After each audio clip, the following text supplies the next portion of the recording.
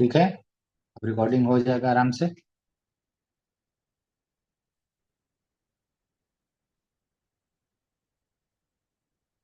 तो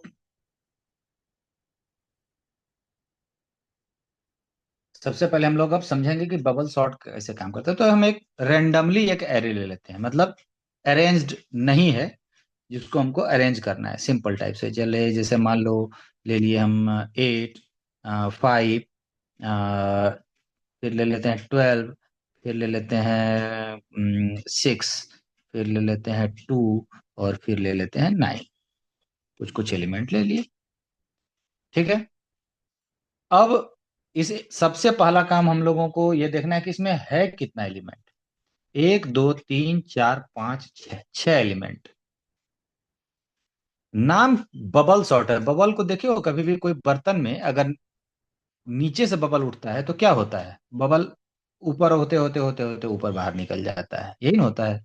नाम इसलिए बबल सॉर्ट रखा गया है क्योंकि एक बगल से लेफ्ट साइड से शुरू होगा, और जैसे मान लो कि हम चाह रहे हैं असेंडिंग ऑर्डर में बनाने के लिए, मतलब सबसे छोटा वाला पहले और बढ़ते बढ़ते बढ़ते सबसे लास्ट में बड़ा वाला। यानी कि अगर हम इसको कहें कि अरेंज होने के बाद ये कैसा दिखना चाहिए, तो ये बिल्कुल कुछ ऐसा दिखाई पड़ेगा। 2, 5, 6, उसके बाद 8, फिर 9 और 12। शॉर्ट होने के बाद अगर हम असेंडिंग ऑर्डर में करते हैं तो ऐसा दिखेगा, और डिसेंडिंग ऑर्डर करेंगे तो उल्टा हो जाएगा, यानी कि 12, 9, 8, 6, 5 और 2 हो जाएगा। हम असेंडिंग ऑर्डर का पहले प्रोग्राम बनाते हैं और फिर हम लोग उसको देखेंगे बाद में। पहले हम लोग असेंडिंग ऑर्डर पर चलते हैं।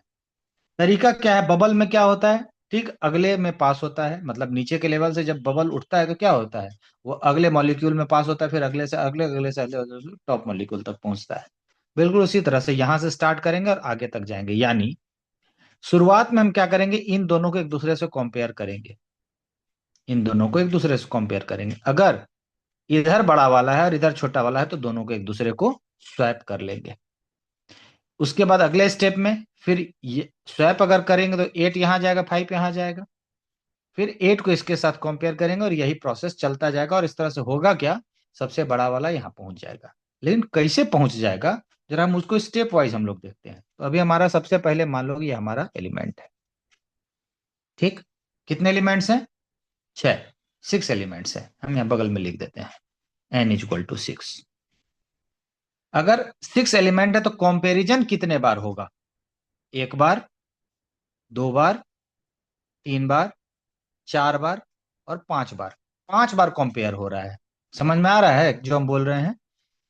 6 एलिमेंट को सॉर्ट करने के लिए कंपैरिजन कितना बार किया जा रहा है? एक बार इन दोनों के बीच में करेंगे, फिर यहां पर इन दोनों को करेंगे, फिर इन दोनों को करेंगे, फिर इन दोनों को करेंगे, फिर इन दोनों को करेंगे। एलिमेंट की बात नहीं कर रहे हैं, प्लेस पर रखे हुए एलिमेंट को, माने इस वाले प्लेस पर रखे हुए एलिमेंट और इस वाले प्लेस पर रखे हुए एलिमेंट के बीच में कंपेयर करेंगे। फिर उसके बाद जो भी इस प्लेस पर आएगा उस वाले और इस वाले प्लेस पर रखे वाले के बीच में कंपेयर करेंगे। फिर जो भी आएगा यहाँ पर, अभी 12 है, हो सकता है कोई दूसरा भी एलिमेंट आ जाए, तो फिर इन दोनों के बीच में करेंगे। यानी कुल 1 बार कंपैरिजन होगा, 2 बार कंपैरिजन होगा, 3 बार, 4 बार और 5 बार। टोटल कितने कंपेयर हुए बोलो? 5 बार। 5 बार कंपैरिजन हुआ। बहुत बढ़िया, तुम लोग समझ गए कि 5 बार कंपैरिजन हमारा होगा। अब आगे बढ़ते हैं। अगर 5 बार कंपैरिजन होगा तो कंपैरिजन करने के लिए जावा के किस कंसेप्ट को यूज किया जाता है? बताओ। सर एक कंपैरिजन करने के लिए सर एक कौन सा मेथड चीज होता है। लगाते हैं? इफ एल्स का यूज करते हैं।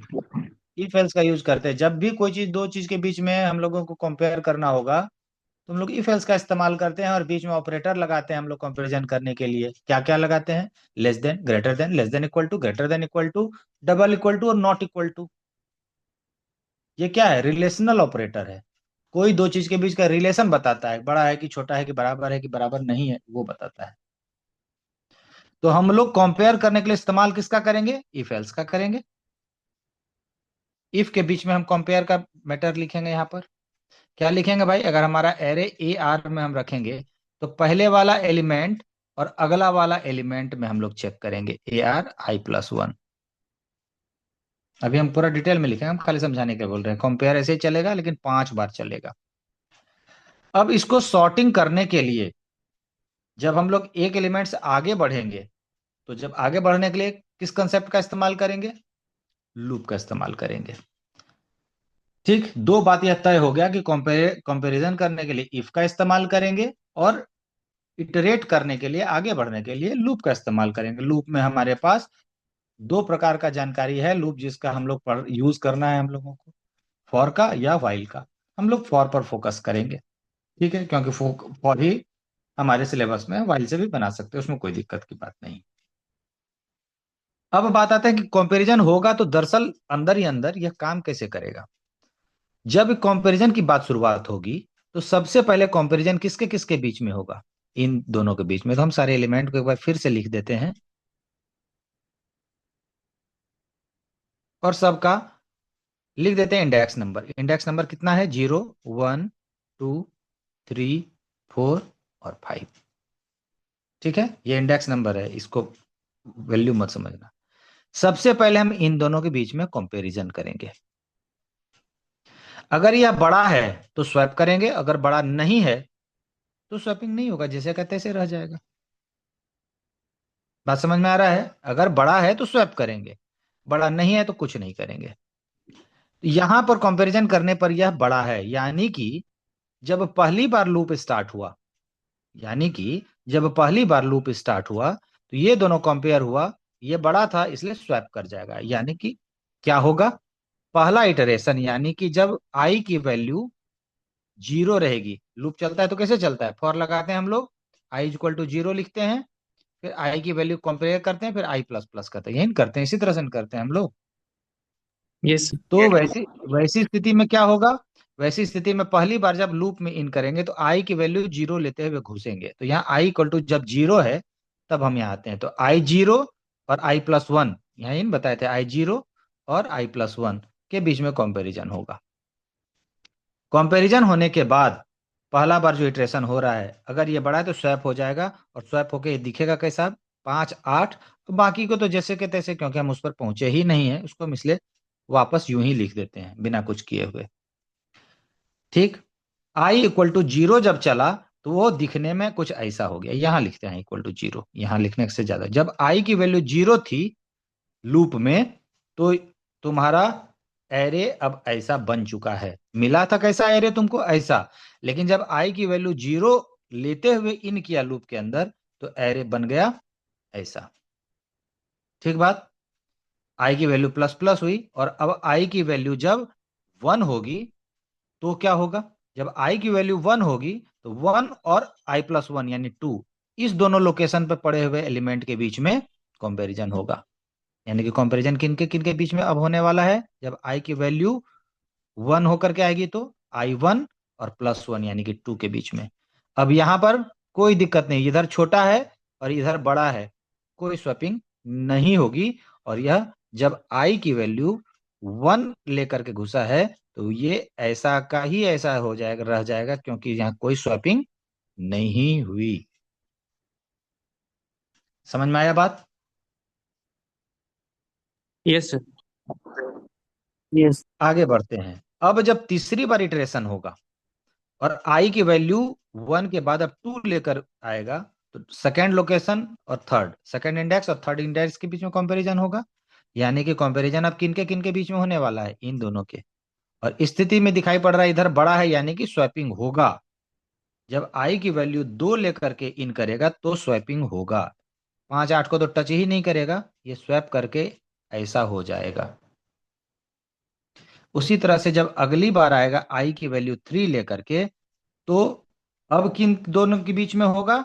इन दोनों के बीच में होने का कार्यक्रम शुरू होगा, और फिर यह उल्टा हो जाएगा। यानी कि जब आई की वैल्यू 3 लेकर के इन करेगा तो उस समय एरे का डिजाइन कैसा दिखाई पड़ने लगेगा? कुछ ऐसा। और उसके बाद जब आई की वैल्यू 4 लेकर के आएगा तो इन दोनों के बीच में कंपैरिजन होगा, और यह बन जाएगा 5, 8, 6, 2, 9 और 12। ठीक है, इस तरह से हमारा काम यहां तक पहुंच चुका है। यानी कि हुआ क्या, अब जरा समझो। यह हमारे पास कुल कितने एलिमेंट थे? कुल एलिमेंट हमारे पास 6 हैं। इटरेशन कितने बार हुआ? 5 बार। मतलब जितना एलिमेंट है उससे एक कम बार इटरेट करवाना है, क्योंकि जब एक कम बार इटरेट हुआ तो हमारा लूप जाकर हमारा एलिमेंट जो है एक बार इधर से उठा और यहाँ तक पहुंच गया, और सबसे बड़ा वाला एलिमेंट देखो यहाँ पहुंच चुका है। बात समझ में आया? Yes sir. यानी कि यह हुआ कैसा, यानी कि यह हो गया यूं। For I is equal to 0, I is less than, कितना बार लूप चलाना है? 5 बार। एलिमेंट कितना है? 6, तो लूप चलेगा 5 बार। तो 5 बार लूप चलाने के लिए हम लोग यहाँ क्या लिखेंगे? यहाँ पर 5 लिख देंगे, तब ना 0 से लेस देन 5 यानी कि 4 तक चलेगा, 5 बार लूप चलेगा। और आई प्लस प्लस, और इसके अंदर में हम जब आएंगे हम लोग लिखेंगे इफ एरे, अगर हम ए आर नाम से रखे हैं, तो आई जो है अगर ग्रेटर है ए आर आई प्लस 1 से, अगर लेफ्ट साइड वाला बड़ा है तब होगा स्वैपिंग, और नहीं है तो कुछ नहीं होगा। स्वैपिंग का कोड तुमको पहले से पता है क्या? इंट टेम्प में उठा करके हम लोग ए आर, अब यहाँ पर बगल में थोड़ा सा लिख देते हैं उसको, तो तुमको समझ में आएगा स्वैप कैसे होता है। यूजिंग थर्ड वेरिएबल, यह आई प्लस 1, और ये हम ले लिए टेम्प। ठीक है, जैसे मान लो कि स्वैप कराना है और हमारे पास एलिमेंट जो था इसमें 8 था और इसमें 5 था, तो कैसे स्वैप कराएंगे हम लोग? बहुत ही आसान तरीका है। इसको उठा करके पहले इसमें रख लेंगे, यानी 5 आ गया इसमें। अब अगले स्टेप में इसको उठा के इसमें रख लेंगे, तो यहाँ 5 खत्म हो जाएगा और 8 बन जाएगा। अब इस 5 को उठा करके यहाँ डाल देंगे, ये 8 खत्म हो जाएगा, 5 यहाँ पर आ जाएगा। यानी कि पहला स्टेप ये हुआ, सेकेंड स्टेप ये हुआ, थर्ड स्टेप ये हुआ। तो हम लिखेंगे क्या? टेम्प में ए आर टेम्प में किसको डाले? आई प्लस 1 वाले को, आई प्लस 1 वाले को। अब सेकेंड स्टेप में क्या किए? आई प्लस 1 वाले में डाल दिए आई को, यानी कि A R I plus 1 is equal to A R आई।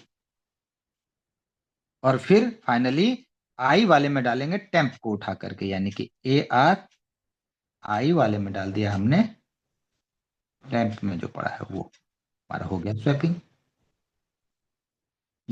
यह यह इसी चीज का हमने यह बनाया। 0 से स्टार्ट हुआ, लेस देन 5 यानी कि 4 तक लूप चला, और इस तरह से होने से जब एक बार यह कहानी घूम जाएगी तो जो सबसे बड़ा वाला एलिमेंट है वो यहां पर आके पहुंच जाएगा। यहां तक बात लगभग लगभग कुछ समझ में आ गया होगा। अब इसकी वीडियो को जब इतने ही पार्ट को 2 बार 3 बार देखोगे ना, तब तुमको ये पूरा फ्लो समझ में आ जाएगा कि कैसे हुआ और सबसे बड़ा वाला एलिमेंट लास्ट तक कैसे पहुंच गया। अब अगर ये लास्ट तक पहुंच गया तो अब इसका तो काम खत्म हो गया, अब इसको बार बार टच करने की जरूरत नहीं है। अब हम लोग इतने पर ही फोकस करेंगे। अब फोकस करके जो सबसे बड़े वाले एलिमेंट को यहाँ ले आएंगे। ऐसे यहाँ ऑलरेडी पहले से 9 है, कोई दिक्कत बात नहीं है, लेकिन प्रोसेस तो फॉलो होगा, क्योंकि इस वाले में ना तुम देख रहे हो वैल्यू, जब यह वैल्यू दिख नहीं रहा है, कोड ऐसे चल रहा है, तो हमको तो पता ही नहीं है बड़ा वैल्यू कहाँ पर है, छोटा वैल्यू कहाँ पर है। तो वैसी स्थिति में क्या हो जाता है, हमारा पूरा का पूरा कार्यक्रम बन जाता है। यह बात हमारा हो गया। अब हमारा अगला जब इटरेशन होगा, जब अगला इटरेशन होगा, तो लूप अब हम यहां से यहां तक ही चलेगा, यानी कि 0 से लेके 4 तक ही चलेगा। यानी कितने कंपेयर्स होंगे? 1, 2, 3 और 4। जैसे अभी पिछले वाले में 5 कंपैरिजन हुए थे, इस बार में 4 ही कंपैरिजन होना है। यानी कि लूप 0 से लेकर के 5 तक नहीं, लेस देन 4 तक चलेगा। बात समझ में आ रहा है ना? और वो यही कार्यक्रम चलता रहेगा। तो अब जरा इसी चीज को हम लोग फिर समझते हैं। अब हम इतने वाले एलिमेंट को लेकर के चलते हैं और देखते हैं कि कैसे स्वैपिंग हो रहा है। 5 8 6 2 9, 5 8 6 2 9 और 12, इसका तो काम खत्म हो गया है। अब इसको हम लोग टच ही नहीं करेंगे, इसको काट के अलग कर दिए। 0 1 2 3 4। अब सेम उसी टाइप से होगा, जब इसमें फिर आई की वैल्यू अब 0 रहेगी तो कंपैरिजन होगा इन दोनों के बीच में, कोई चेंज नहीं आएगा क्योंकि ऑलरेडी राइट साइड में बड़ा वाला है। तो यह कैसा बन जाएगा, ये ऐसा का ही ऐसा रह जाएगा, इसमें कोई चेंज नहीं आएगा। ठीक है, इन दोनों के बीच में कंपैरिजन हुआ, कोई चेंज नहीं आया।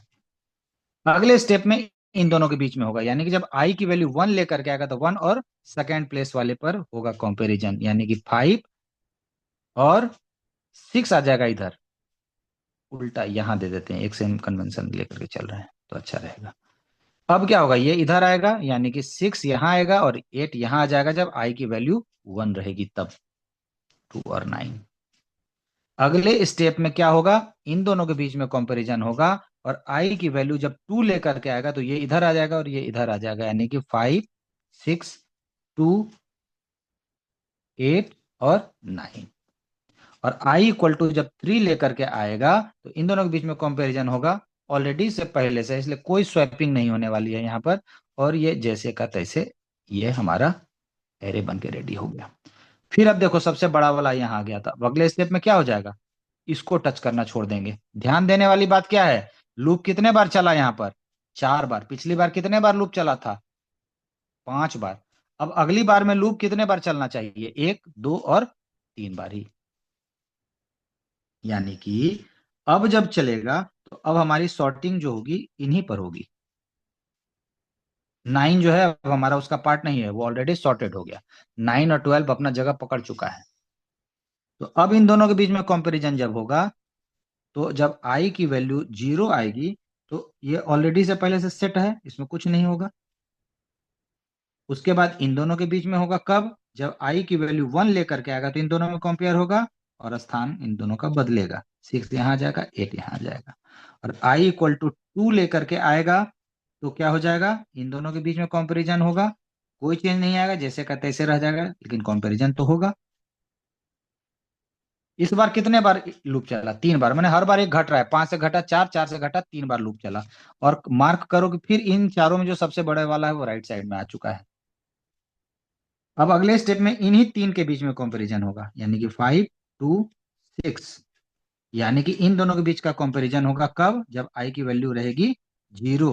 तो ये 2 आ जाएगा इधर, 5 आ जाएगा इधर, 6 अभी साइड में अपना पड़ा हुआ है। अब अगले स्टेप में क्या होगा, इन दोनों के बीच में कंपैरिजन होगा, यानी कि जब आई की वैल्यू 1 बनेगी तो कंपेयर होगा, लेकिन यहाँ कोई चेंज नहीं आएगा क्योंकि वह ऑलरेडी है सेट। लूप कितने बार चला, 2 बार, मैंने 5 बार 4 बार 3 बार और 2 बार। अब अगली बार लूप एक ही बार चलना चाहिए। तो और ये सबसे बड़ा वाला यहाँ पहुंच गया, तो यानी कि देखो 12 हो गया, 9 हो गया, 8 हो गया, 6 हो गया, अब इन दोनों के बीच में होगा। यानी कि आई की वैल्यू, यानी कि ये एक बार फिर से लिख देते हैं यहाँ पर, आई की वैल्यू जब 0 होगी तो इन दोनों के बीच में कंपैरिजन होगा, कोई चेंज नहीं है, यहाँ लिखा जाएगा, ये 6 लिखा गया। अब आई इक्वल टू 0 रहा तो 6 का तो काम ही खत्म हो गया, ऊपर में अब क्या लिख रहे हैं इसको, 2 5, काम खत्म हो गया। अब उसके बाद जरूरत ही नहीं पड़ेगा अगला स्टेप का, आई इक्वल टू 0, यानी कि एक बार लूप चला और अगली बार 0, यानी कि लूप ही नहीं चलेगा। मार्क करो कि सारा चीज सॉर्ट हो गया, 2 5 6 8 9 12 हो गया सॉर्टिंग, यस सर। हुआ कि नहीं, ये सॉर्टिंग हुआ। तो समझने वाली बात क्या है कि हर एक स्टेप में ये जो लूप चल रहा था क्या एक एक घटता जा रहा था, पहली बार चला 5, फिर चला 4, फिर चला 3, फिर चला 2, फिर चला 1। यानी कि इस प्रोग्राम में आते हैं, यहां हमने 5 लिखा था तो 0 < 5, यानी कि 0 था तो यह जो जब 0 लेकर के आया यहां पर तो यह लूप चला है 5 बार, यह लूप 5 बार चला है और यह चीजों को सॉर्ट कर दिया, आई की वैल्यू 1, आई की वैल्यू 2, आई की वैल्यू 3, आई की वैल्यू 4, इस तरह करते हुए यह पूरा चला चक्र और 12 साइड में आ गया। अब अगली बार जब हम ये 12 को हटा ये चलाना है तो ये पूरे इतने बड़े स्लॉट को 5 नहीं < 4 करते, तब ना 0 1 2 3 तक ही चलता।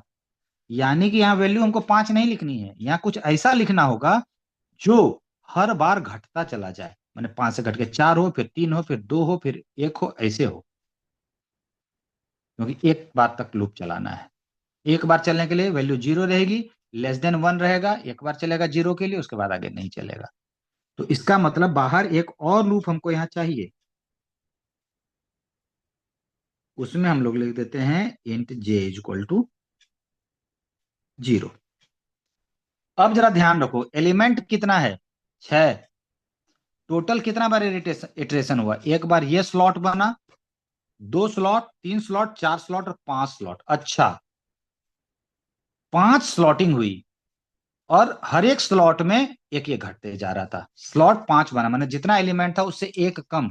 तो एलिमेंट कितना था? 6 से कम, यानी कि अगर एलिमेंट n हो तो यहां पर हम लोग लिखेंगे j is less than n-1 और j प्लस प्लस। अगर 6 था तो लेस देन 5। लेस देन 5 का मतलब 0 1 2 3 4, 5 बार लूप चल गया। ठीक, क्लियर। और इससे बाइंडिंग करेंगे इसकी, यानी कि अगर यहां पर जो है इसको अब घटाना है तो हम लोग क्या लिखेंगे? यहां पर हम लोग लिखेंगे n-1 कर दिए। जरा सा बस यहीं पर एक लाइन फोकस करने लायक है जिसको तुमको समझना है। यहां पर n-1 करने का मतलब हुआ यह लूप, बाहर वाला लूप जो एक बार स्टार्ट हुआ 0 से, 5 बार चलेगा, काम खत्म। लेकिन अंदर वाला लूप हर बार पूरा चलेगा, क्योंकि इसके हिसाब से यह बना हुआ है। तो ये बना कहां से? 0। जब 0 रहा तो ये चलना चाहिए था, यहां लिखा होना चाहिए था कितना? 5। जब इसकी वैल्यू बनेगी 1 तो यहां लिखा हुआ होना चाहिए था 4। जब इसकी जे की वैल्यू बनेगी 2 तो यहां लिखा होना चाहिए था 3। अच्छा, मतलब जे की वैल्यू एक एक बढ़ते जाए और यह एक एक घटते जाए, बस इतना ही समझना है। तो हमने क्या करना है? n-1, n-1 यानी कि 5, और यह लूप चलाना है 5 बार ही, यानी कि घटाओ जे भी कर दे यहां पर। यानी 5 घटाओ 0, पहले 0 लेके आया था तो ये 5 चला। जब यह 1 लेके आएगा तो n-1 यानी कि 6 घटाओ 1 यानी कि 4 बार चलेगा। जब इसकी वैल्यू 2 लेकर के आएगा तो जे की वैल्यू बन जाएगी 2, यानी कि 6 घटाओ 1 घटाओ 2 यानी कि 3। अब ऐसे ये घटता जाएगा और ये लूप बन के तुम्हारा रेडी हो गया। अब इसको प्रोग्राम, ये पूरा प्रोग्राम कंप्लीट हो गया। यही प्रोग्राम है हमारा सॉर्टिंग का। अब इसको एक बंच, हम पूरा प्रोग्राम कैसे लिखेंगे? हम इसी एलिमेंट को लेकर के चलते हैं और पूरे प्रोग्राम को बनाते हैं। इतने पार्ट को 2 बार 4 बार सुनना, और अगर उसमें कोई कंफ्यूजन होगा तब बताना, तब तुमको हम फिर से उसमें जहां दिक्कत होगा बताएंगे। लेकिन मेरा समझ है, समझ जाओगे अगर 2 बार 3 बार देखोगे तो। अब हम एक पूरा प्रोग्राम बनाते हैं, एक ऐसा एरे जिसमें वही सारा एलिमेंट है और लेकर के हम लोग चल रहे हैं यही एलिमेंट से। तो कैसे बनाएंगे प्रोग्राम? इनपुट यहाँ कुछ लेना नहीं है हमको, हम पहले से एलिमेंट बना करके रखे हुए हैं, वही लेकर के चलते हैं। यानी कि हमारा प्रोग्राम बनेगा क्लास, क्लास का नाम रख देते हैं बबल। इसके अंदर मेथड बना लेते हैं। ये भी देखना हम कॉपी पर लिख कैसे रहे हैं, अलाइनमेंट का ध्यान कैसे रख रहे हैं, साइज का ध्यान कैसे रख रहे हैं कि कैपिटल स्मॉल में कोई कंफ्यूजन ना हो। इन सब बात का भी प्रैक्टिस करना होगा। अब एरे बनाना है, तो एरे बनाएंगे कैसे? हम लोग लिखेंगे इंट AR, क्योंकि एलिमेंट फिक्स है इसे करली ब्रेसेस में लिख देते हैं। 2 5 6, 2 5 6 है ना? नहीं, 8 5 12, 8 5 12, 6 2 9, 6 2 9। ठीक, एरे हमारा बन गया इतना कर देने से, सेमी कॉलन। अब हमको एलिमेंट चाहिए, इसमें कितने हैं? तो लगा दो int n is equal to AR dot length. हमको इसका जितने भी एलिमेंट हैं काउंट करके रख लिए। हमको ऐसे दिख रहा है लेकिन हम लोग लिखेंगे इसको, क्योंकि एग्जाम में छोटी छोटी बातों पर भी मार्क्स मिलता है। हमारा एरे बन गया। जब एरे बन जाए उसके बाद हम लोग अनसॉर्टेड एरे को एक बार प्रिंट करा देते हैं। ठीक है, तो हम लोग लिखेंगे system dot out dot print ln unsorted array is, लिख दिए। और उसके बाद एरे प्रिंट कर देंगे। एक बार हम लोग लगाते हैं for loop, for I is equal to 0, I is less than n and I plus plus, bracket system dot out dot println. अब यहाँ लूप पर हम ध्यान नहीं दे रहे हैं, प्रोग्राम में कुछ भी रहेगा लाइन से ऊपर नीचे लिखा रहेगा उससे हमको कोई फर्क नहीं पड़ता है, इसी तरह लिख देंगे एग्जाम में। क्या लिखेंगे हम लोग, ARI।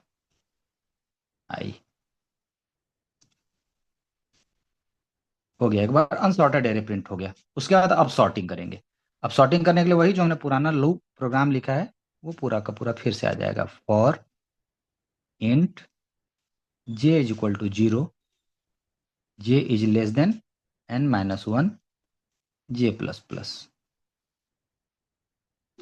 इसके अंदर आ गए, फिर इसके अंदर एक दूसरा loop, for int I is equal to 0,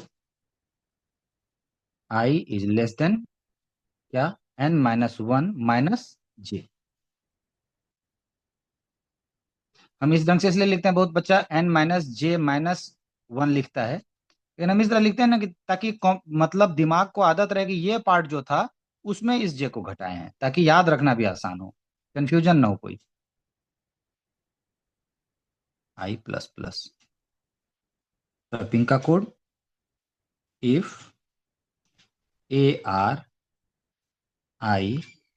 is greater than ARI plus 1, तो स्वैपिंग का कोड क्या होगा यहाँ पर, int temp is equal to ARI plus 1। उसके बाद अगले स्टेप में हम लोग क्या किए थे, I प्लस 1, I प्लस 1 में डाल दिया क्या, I वाले को,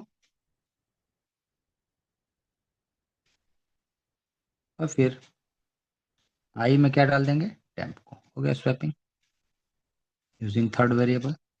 लूप बंद, ये वाला इफ बंद, लूप बंद, ये वाला भी लूप बंद। हो गया, सॉर्टिंग हो गया। अब सॉर्टेड एरे प्रिंट कर देंगे, हो गया काम। यानी कि system dot out dot println sorted array is, और उसके बाद हम लोग लिख देंगे यहाँ पर वही ऊपर वाला पूरा लूप का program. I is equal to 0, sorry int I is equal to 0, I is less than n, I plus plus system dot out dot println ARI। Loop बंद, ये बंद, क्लास भी बंद। लिख सकते हो यहाँ पर end of main, end of main, end of class. हो गया, प्रोग्राम बनकर रेडी। बस 15 नंबर का ये प्रोग्राम आएगा, 13 नंबर इस पार्ट करेगा, 2 नंबर VDT में रहता है। अब इस पार्ट को तुम लोग को समझना है। ये पार्ट प्रोग्राम तुम्हारा सॉर्टिंग का बस यही है, लेकिन ये पार्ट लिखना चाहिए, सॉर्टेड एरे अनसॉर्टेड एरे। कभी कभी इसी पर भी एक एक मार्क्स रख देता है बोर्ड। ये पार्ट इतना अगर तुम प्रैक्टिस कर लेते हो तो फिर तुम्हारा कोई पार्ट मिस नहीं कर रहा है। अब इसमें क्या होगा, कभी कभी कहेगा यूजर्स इनपुट लीजिए, तो यहाँ वाला पार्ट में चेंज हो जाएगा जो तुम लोग को पहले सिखा चुके हैं। यूजर्स इनपुट लेके एरे कैसे बनाएंगे, ये एक लाइन के जगह पर वो पूरा बंच ऑफ कोड रिप्लेस हो जाएगा, उसके बाद फिर लेंथ से आगे वही रहेगा। समझ में आ गया बात? किसी को यस यहाँ तक भी सर। कोई कंफ्यूजन है तो पहले पूछो, फिर अभी वीडियो डालेंगे तो फिर अभी देखना। ठीक है, उसके बाद कल कल भी तो स्कूल में छुट्टी ही होगा रक्षाबंधन का। जन्माष्टमी का है सर छुट्टी। हाँ सॉरी, रक्षाबंधन बोल रहे, जन्माष्टमी का। तो कल भी हम ना होगा तो क्लास ले लेंगे, कल भी ले लेंगे, परसों भी ले लेंगे, तो क्या होगा कि थोड़ा खींच जाएगा बात। जैसे एक एक सॉर्टिंग पढ़ा दिए, अब इसी सॉर्टिंग में वैरायटी आ जाएगा, इसी में डबल वाला है तो उसमें क्या चेंज करेंगे, जब भी अच्छे से समझ जाओगे। एक एक लाइन, दो दो लाइन का चेंज है, ज्यादा नहीं है। तो कल कल में ही तुम्हारा ये भी खत्म हो जाएगा, और फिर तब हम लोग सिलेक्शन सॉर्ट में घुस जाएंगे। ठीक है, जब दोनों सॉर्टिंग हो जाएगा फिर उस पर प्रोग्राम देख लेंगे। तो इतना अच्छे से समझ गए होगे? कोई कंफ्यूजन है तो अभी पूछ लो, नहीं तो अभी हम तुरंत अभी इसको, जैसे खत्म होगा क्लास और हम तुरंत इसको वीडियो अपलोड करेंगे, आज देख लेना, क्योंकि हम कल पढ़ाएंगे फिर, तो ऐसा ना कि आज देखिए नहीं, आज टाइम दे करके 2 बार 3 बार देखना पड़ेगा पूरा लॉजिक को बैठाने के लिए दिमाग में। और इस पार्ट को लिख लिख करके प्रैक्टिस कर लेना, यही मेन है। इतना ही पार्ट को लिखने पर 5 से 7 नंबर तक मिलता है, बस इतना बात लिखने का 7 7 नंबर तक मिलता है। इस पर हाथ जितना बढ़िया साफ कर लो। अब इसी में वैरायटी रहेगा, आपको कहेगा डिसेंडिंग ऑर्डर में, असेंडिंग था बस यहाँ लेस देन हो जाएगा, ये बताएंगे वो अभी कल के क्लास में। आज पहले इतने को डाइजेस्ट करना जरूरी है, अच्छे से लॉजिक को पहले, ये जो बताए थे इसको अच्छे से देख के समझ के लॉजिक को पहले दिमाग में क्लियर करोगे, सॉर्टिंग वर्क कैसे करता है, फिर तब उसका प्रोग्रामेटिकल रूपांतरण होगा। ठीक है, कुछ पूछना है किसी यस को? सर। No sir. चलो ठीक है, अभी अमेंड करते हैं, वीडियो अभी तुरंत 5 मिनट में डालेंगे, देखना सब उसको। ठीक है।